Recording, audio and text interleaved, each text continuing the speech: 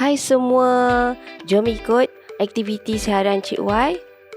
Kebetulan hari ini Cik Y ada kelas di pusat sumber. Jadi Cik Y berkesempatanlah untuk mengikuti kelas Fardu Ain Ustaz Emerian. Hari ini kita belajar mengenai ibadah korban.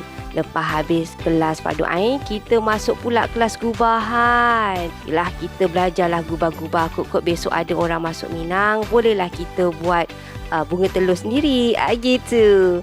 Lepas habis kelas, kita baliklah kilang lebih kurang dalam tengah hari.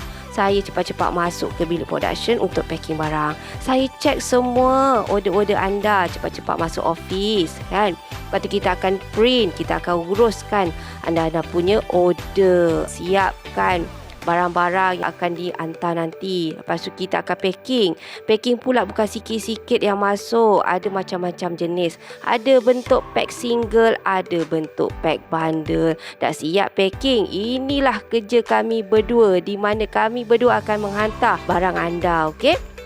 Dah habis hantar, selesai saja, kita masuk kebun pula. Masuk kebun daripada lepas asar petang sampailah ke maghrib. Lepas tu berhenti sekejap, lepas isyak sambung semula. Kita buat live sambil petik-petik daun. Ada yang tanya, kenapa petik pada waktu malam? Sebab kami nak menjaga kualiti daun kami daripada kerosakan dan juga melecur. Gitu. Apa-apa pun, terima kasih kepada follower-follower Ifah MZ. InsyaAllah kami akan terus berusaha untuk memastikan dan menjaga produk kami terus berkualiti, dan di samping itu kita dapat melestarikan alam kita. Terima kasih semua.